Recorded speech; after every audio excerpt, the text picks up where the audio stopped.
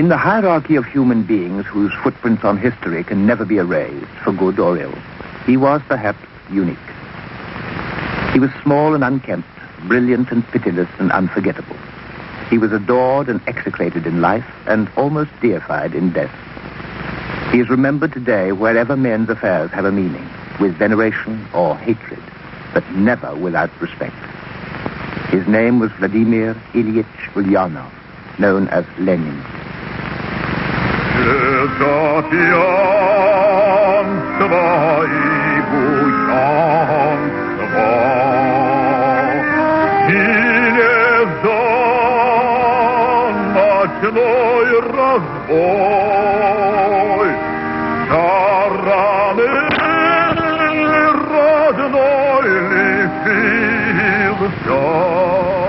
On the shores of the Volga, in a Tatar country, in the very landlocked center of the enormous empire of Russia, was the town of Simbirsk, one provincial town out of thousands. There, in 1870, in the respectable, solid bourgeois home of a provincial bureaucrat, was born Vladimir Ilyich, the third child and second son. His family was simple and secure. His father was a government inspector of schools, a man of character and cultivation, Ilya Nikolaevich Ulyanov. Around them were always the reminders that to oppose the regime meant suffering.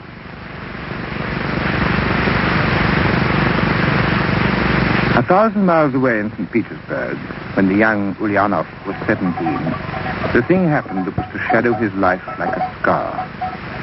His sister Anna and his older brother Alexander were implicated in a plot to kill the Tsar. Alexander was arrested, asked for no mercy, and was hanged. It was then that in his heart Vladimir Ilyich became Lenin and committed his brain and his body to one end only, the revolution. From then on he was marked, the brother of an assassin. At Kazan he was involved in a students' protest and banished from the university. Already he had discovered Karl Marx, his personal revelation, the manual for his own place in history. Denied the right to study, he went to rusticate with his family near Samara. It wasn't hard for a rebel to find fuel for his fury in the country life around, in a Russia of 100 million peasants who lived their racked and wretched lives forever on the edge of famine, scratching what they could from their outworked and ungenerous earth.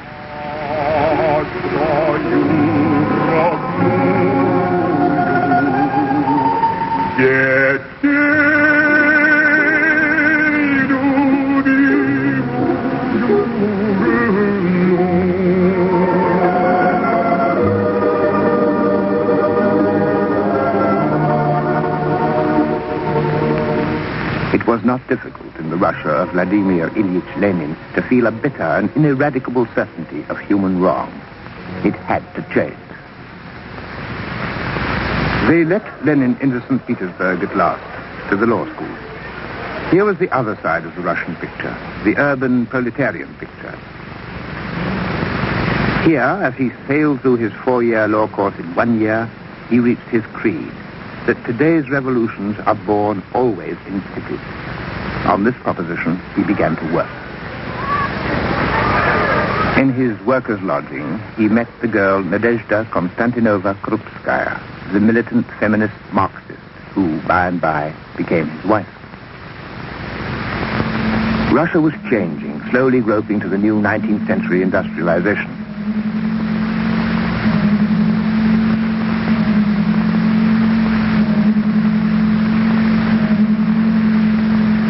The 19th century factories and workshops were huge and primitive. They were, like Russia, on a monstrous scale and, like Russia, suffocated in their own ineffectual size.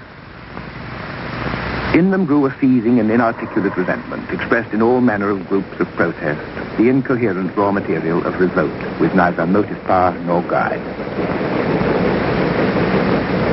In the huge oil fields of Baku, rebellion was lost, as everywhere else, in an almost unconquerable pit of apathy.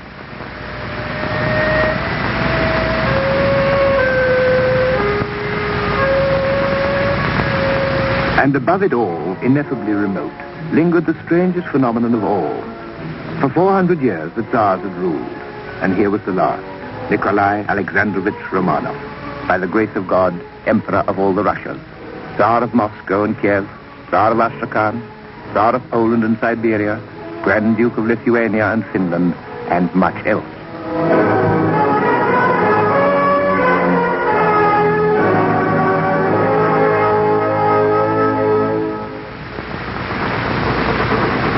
In 1895, Lenin went abroad for the first time, and in Geneva he met the founding father of the Russian socialist movement, Georgy Valentinovich Plekhanov, living in exile. Lenin was to become his bitter foe, but not yet.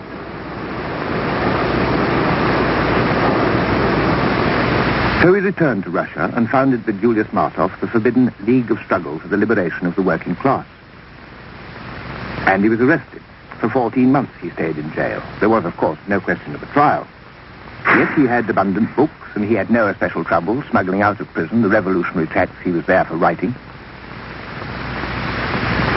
He grew expert at the techniques of invisible writing and ciphers. At the end of his time, they sent him to Siberia.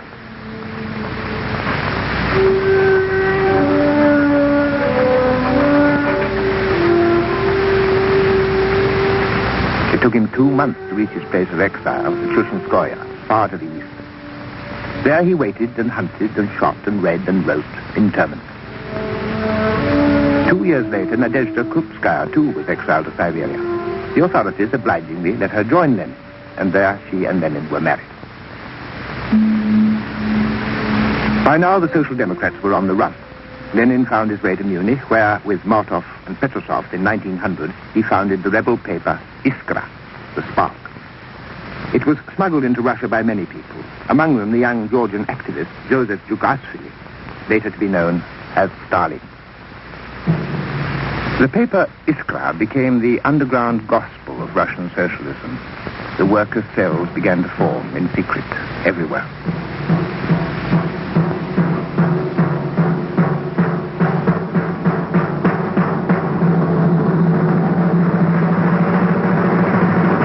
Lenin's real wanderings began. His restless search for a secure base brought him and Krupskaya in 1902 to London, forever writing, haunting the British Museum reading room. Already the exiles were obsessed by their own internal conflicts. Sometimes it seemed the technique of revolution was more important than the end. But the flood of advice and instruction filtered back to the Russian underground. In Russia, the mounting miseries suddenly found a momentary expression in a wave of strikes and risings. It was the Tsar's bad luck, or folly, that brought at this moment the Russian war against Japan, a futile war, destined for disaster. In Russia, wars have always carried revolution in their wake. But the 1905 revolt began in a peaceful protest of almost excessive loyalty. A quiet priest called Father Gapon led 200,000 men, women, and children to the Winter Palace, singing God Save the Tsar, and praying simply for an 8-hour day.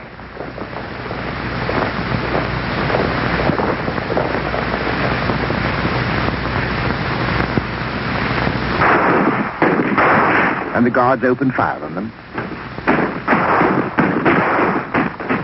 More than 500 died. That was the Bloody Sunday of January 1905. Everywhere the crowds came out in a chain of outbursts, defying the Cossacks, driven to a desperation of protest Russia had not known before.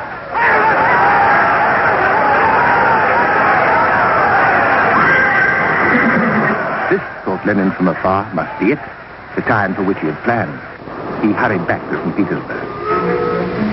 But he was wrong. The rising was crushed, the leaders imprisoned. In Moscow, the strikers held out a little longer, furiously encouraged by Lenin.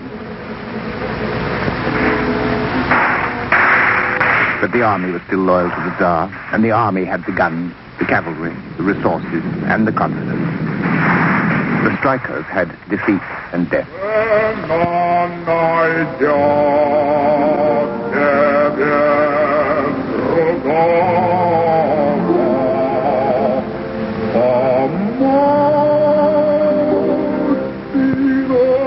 The The 1905 revolt was confused and incoherent, but it brought the whole revolutionary mood into the open. The socialist movement was now an evident part of the political pattern of Russia. For those who did not die, there was the long, cold road to Siberia.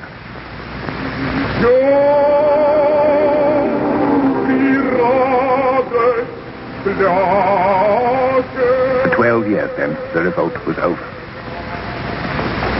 Once again, Lenin escaped arrest and fled to Paris. There, in the usual back room of the exile's life, he wrote and argued and denounced all who disagreed. Lenin insisted that only he and his group of uncompromising Marxists were Bolshevik, the majority. The moderations of Plekhanov and his like were Menshevik, the minority. Capri, improbably enough, was on the list of revolutionary rendezvous. There, Lenin went to visit Maxim Gorky, and there were more arid intellectual contentions. In Prague, at the party conference of 1912, came Lenin's final breach with the old comrades. From now on, Lenin and the Bolsheviks were out to win the revolution their way. That year in Russia, the revolt stirred again. Of all Russia's melancholy workers, those of the leaner mines were the most enslaved and degraded. They went on strike, and the soldiers from St. Petersburg shot down an unarmed meeting, and 270 were killed on the spot.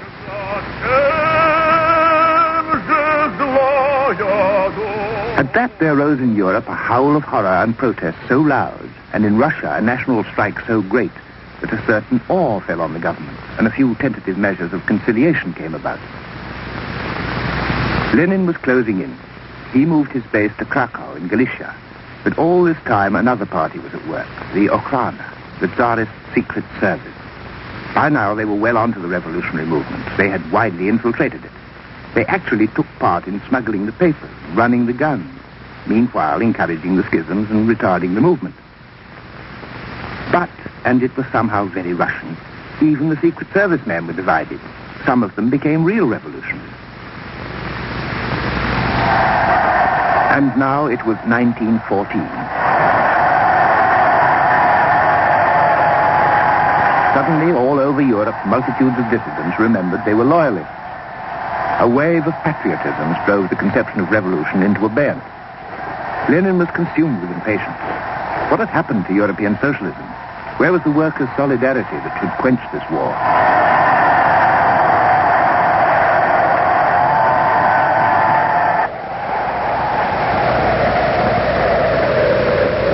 The Russian army was immense. In spite of its parade ground appearance, it was also unprepared, underarmed, underfed, ill-led, and doomed. In their millions, the Russian soldiers vanished into the wintry wilderness of Poland, to defeat after defeat, to catastrophe after catastrophe.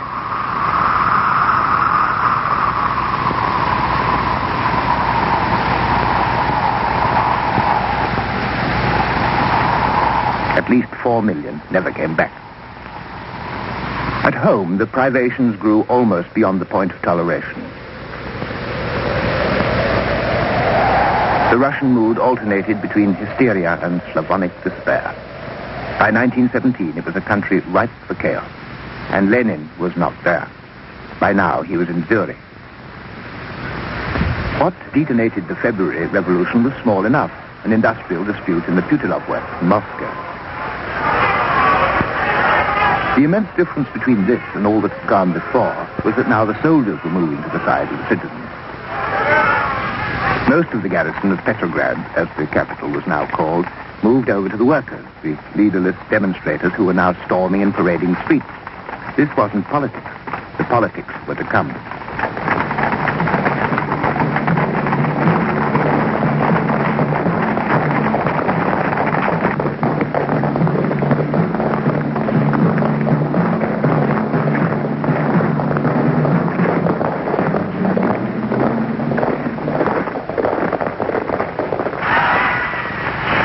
And now the Tsar had gone. He'd been challenged and had abdicated.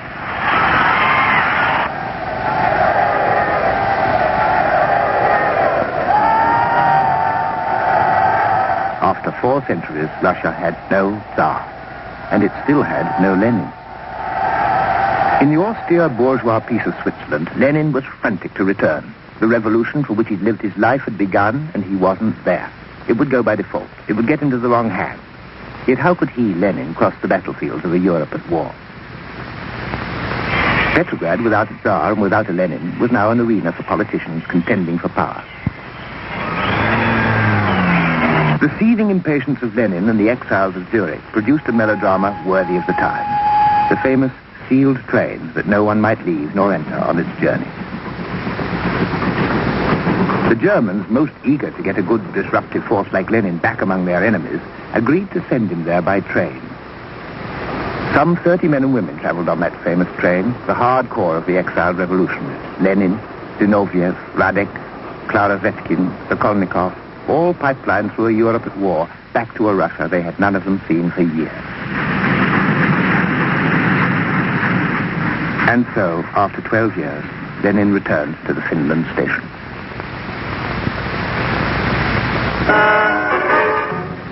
The new battle was joined. The provisional government wanted order at home and victory in the war.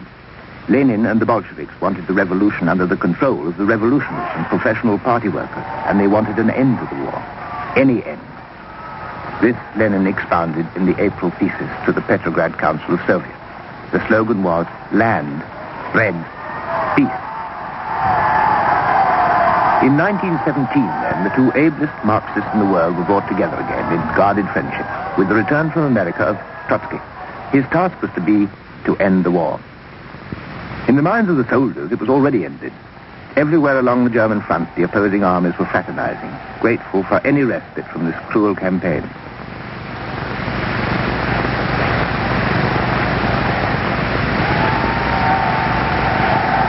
Whole regiments packed up, quit, deserted. The Tsar's army defected in tens of thousands. Whatever might be said in Russia, their war was over. That much of the revolution was, for them, accomplished.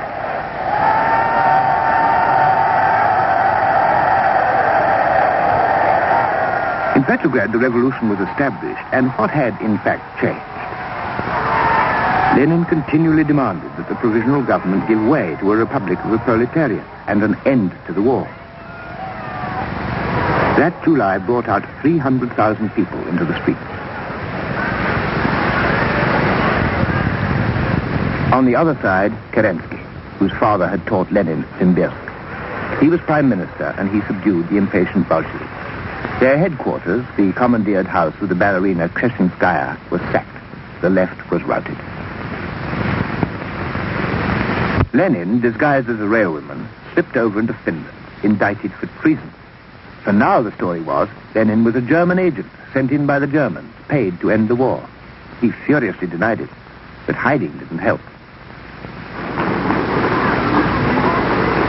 Now, in 1917, with Lenin still away, the campaign was on for the elections for the Constituent Assembly.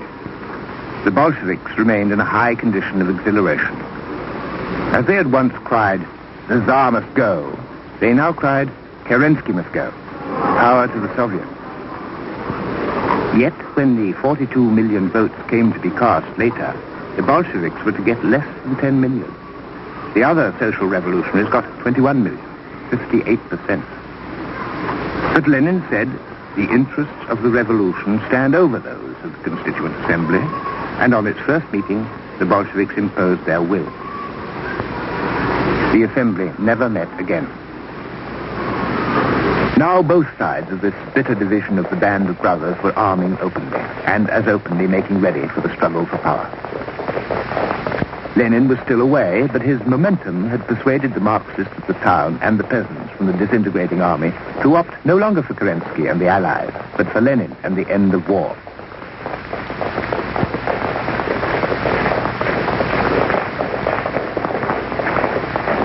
The Tsarist officers faced with this dilemma were torn with uncertainties.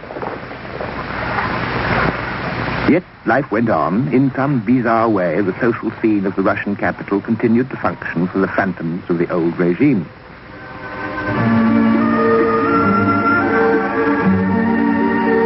Right to the end, the agreeable civilities of old St. Petersburg lingered on in their vanishing world. Lenin returned, and the party's object was proclaimed: civil war. Now, in October 1917, The thing that had been a generation in gestation burst forth, the 10 days that shook the world. The cruiser Aurora was ordered out to sea and refused to go.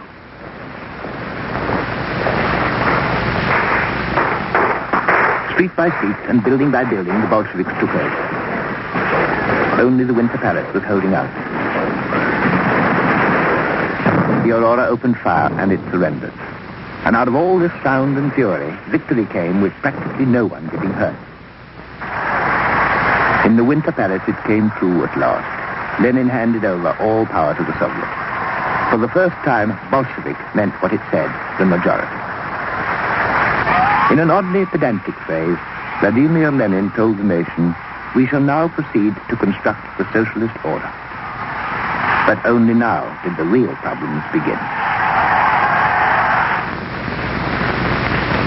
Now, for the Bolsheviks and for Vladimir Lenin, began the real struggle. As he dedicated the memorial to Karl Marx and Engels, Lenin knew this with a dire certainty. The bread ration was down to 2 ounces a day. There was no fuel for the factories. Lenin could and did ordain instant socialism, abolishing private enterprise, nationalizing banks and industry, annulling states' debts. But he knew that the October victory had not abolished the forces of opposition. He foresaw, rightly, the coming civil war. But first he had to get out of the Great War, the World War. That was Trotsky's job. And at Brest-Litovsk it was done.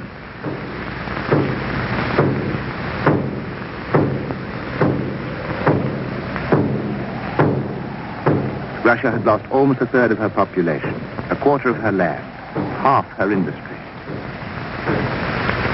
The capital of Soviet Russia was moved to Moscow, miles inland, less vulnerable, less identified with the vanished court.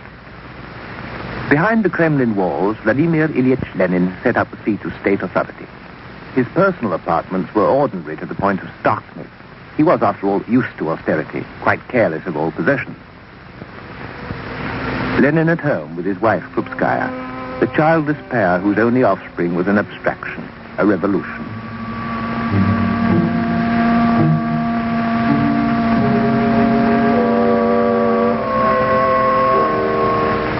So enduring is the legend of perpetual motion, it's hard to believe it could ever be tempered by a cat.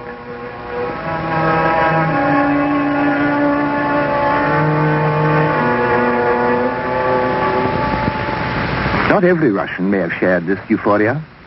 Many who had shared in no revolution. On the contrary, the officials and merchants who had opposed it, they too were set to work in the job of reconstruction. And they had no choice.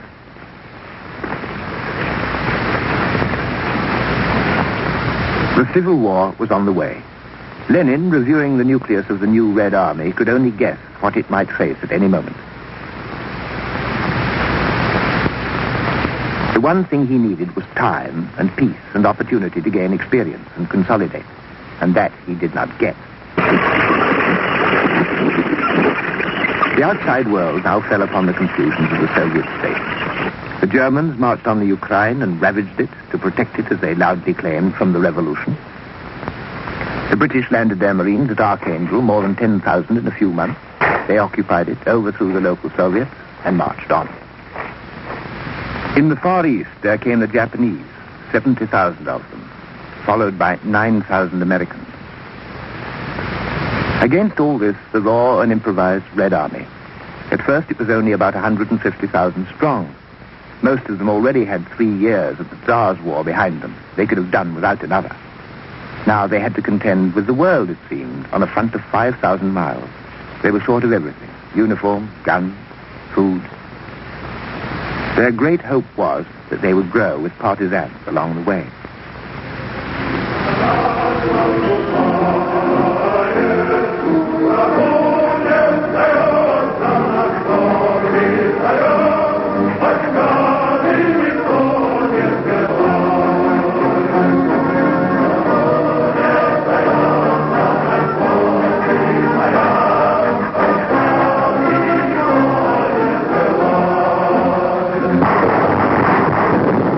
The Soviets were beaten back all over Russia.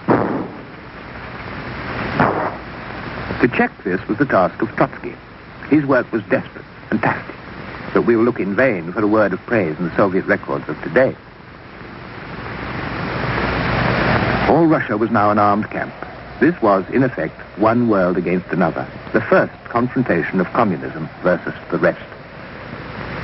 No one in those bloody days had a monopoly of cruelty or fear.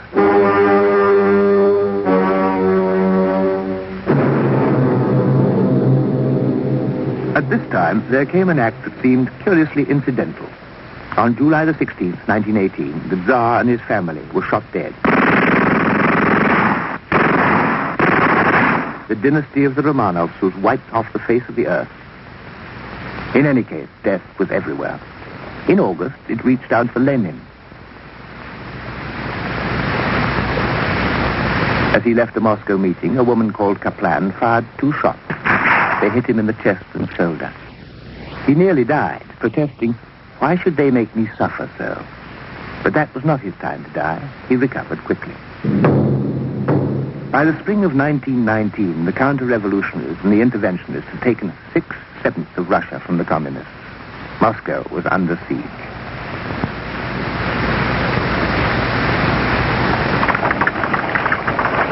So much hope was resting on the coming European revolution, and a leader of the Hungarian communist movement was welcomed as its envoy. When the workers everywhere had thrown off their chains, Russia would surge forward at their head. But was it when or if? All over Russia, then, the huge morale-building campaign grew. Here was the heyday of desperate oratory, the frantic argument that things could not be as fateful as they seemed. All the major figures of the party said so, endlessly, in a mounting desperation.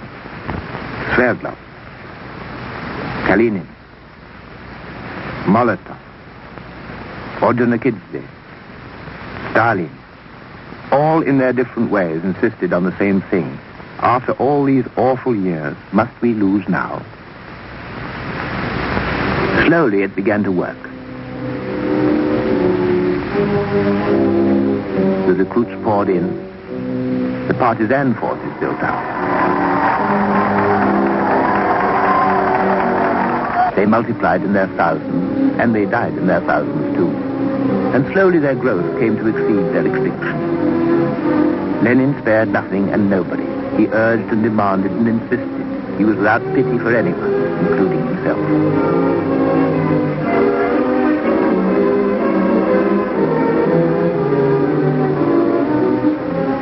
It took 3 years.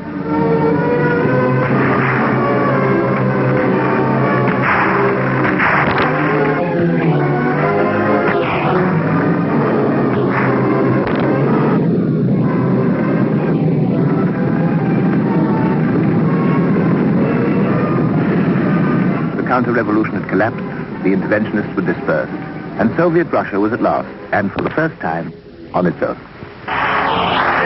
In those fantastic days of 1920, the sun seemed to have risen at last, and the millennium was at hand.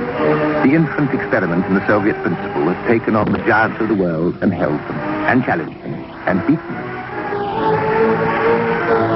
Here was the apotheosis of the career of Vladimir Ilyich Ulyanov, the prophet Lenin, the student and jailbird and exile and teacher and conspirator and doctrinaire of the century's most extreme philosophy. Supreme at last. But over what? A nation torn and destroyed and almost demolished. A country reduced to scratching for existence among the debris of a fearsome and brutal war. 3 years had been lost or stolen. Lenin and the Soviets had been handed back a ravaged and derelict land. Its industries beaten and broken to a standstill. Its resources reduced to rubble. The very face of the country scarred and distorted, set back a decade. The nation's communications were almost totally broken to bits in a vast country where they'd never been adequate and now destroyed. This was the problem for Lenin. This was the post-revolutionary problem, for which none of the political revelations of Marx, or indeed of Lenin, had provided. This problem, at least, could not be solved by words, however skillful, however orthodox. Russia was now a land of refugees.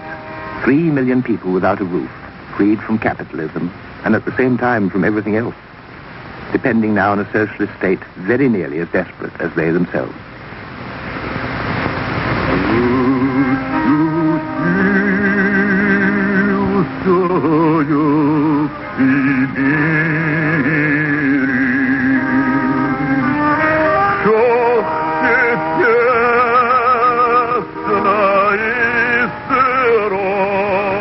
It created what almost all revolutions create, the new community of the dispossessed.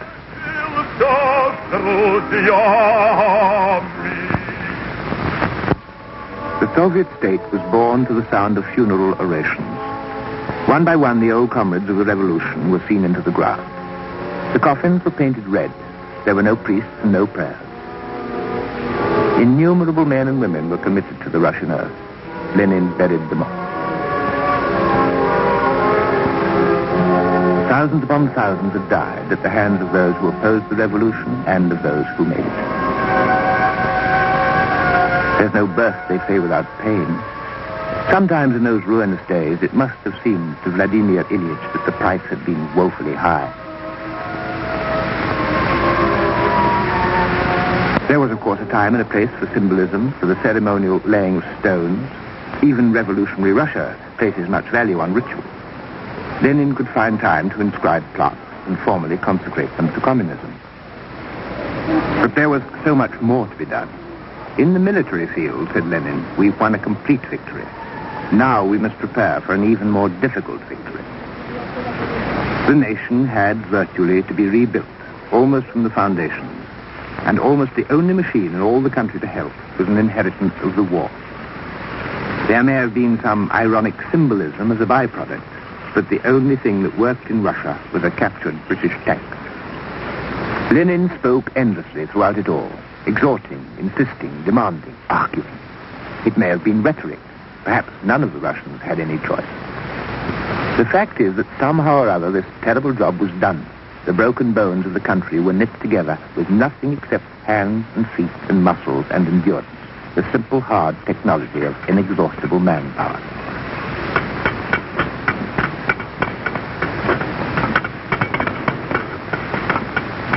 Life crept back to a semblance of normal, the elementary processes of peasant economy.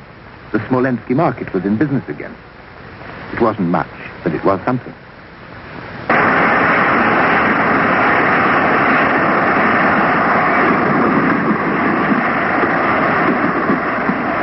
It was now the end of isolation. The first Soviet state was gradually becoming the focus of one world attitude at least. At the Congress of the Communist International in Moscow, the delegates from 39 countries debated the program by which they were to overcome the world. They and the Bolshevik pioneers, Radek, Zinoviev, Lensharsky, Litvinov, the old guard and the new, including the American John Reed, journalist and historian of his time. Inside, they made their own history. Marx's old friend Clara Zetkin. On her right, the Japanese communist, Sen Yatayama. On her left, Zinoviev. Then Smerov, leader of the Czechs.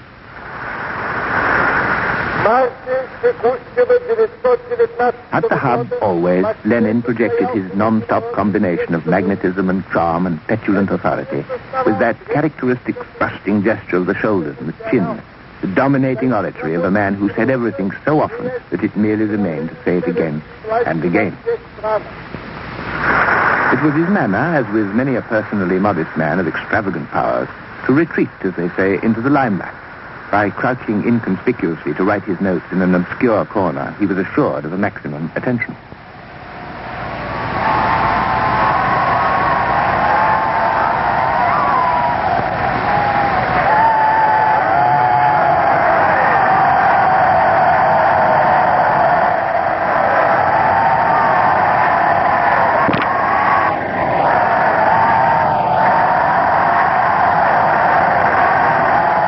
Here was the apogee of Vladimir Ilyich, the summit of his tempestuous and uncompromising career.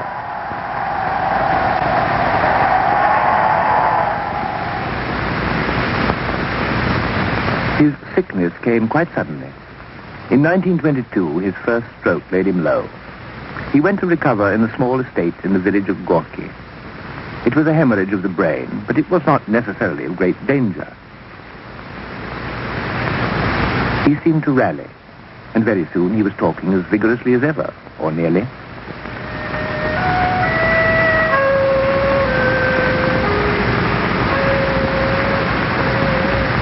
He rested in Gorky with his wife, Krupskaya, relaxed with local children, was visited by the party's Secretary General, the young Joseph Stalin. That year he seemed to recover and hastened back to Moscow, to the Council of People's Commissars, to the Central Committee, to the Central Executive. To Lenin, it was hard to accept that the business of the Soviets could continue without it. But by the end of the year, in the bitter winter, the second stroke failed him once again. And once again, Krupskaya took him back to Gorky, to the snow-bound villa where, in the silence of paralysis, he was to come to an end. So, at 6:30 on the evening of January the 21st, 1924, in the 54th year of his tireless, tormented, and triumphant life, Vladimir Ilyich Lenin died of a sclerosis of the brain.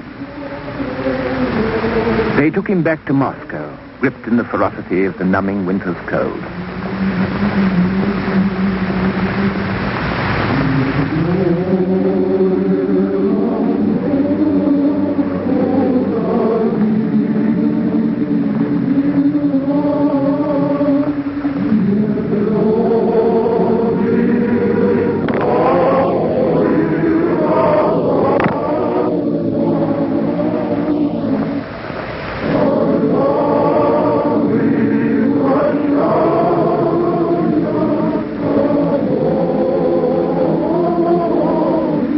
No king, no emperor, no tsar, perhaps no other human being was ever so saluted as his death. He'd been many things in his time, all to one compelling and obsessive end. Through him, many had lived who would otherwise have died. Many had died who would otherwise have lived.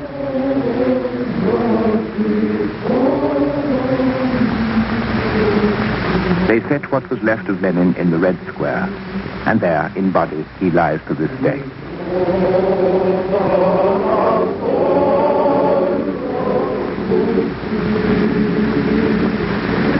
Of Vladimir Lenin, it was once said by Winston Churchill, the Russian people's worst misfortune was his birth. Their next worst is death. One can admire the neatness of the paradox and wonder. The half-century that separated that birth and that death transformed everything. But for what, neither we nor Russia have lived long enough to know.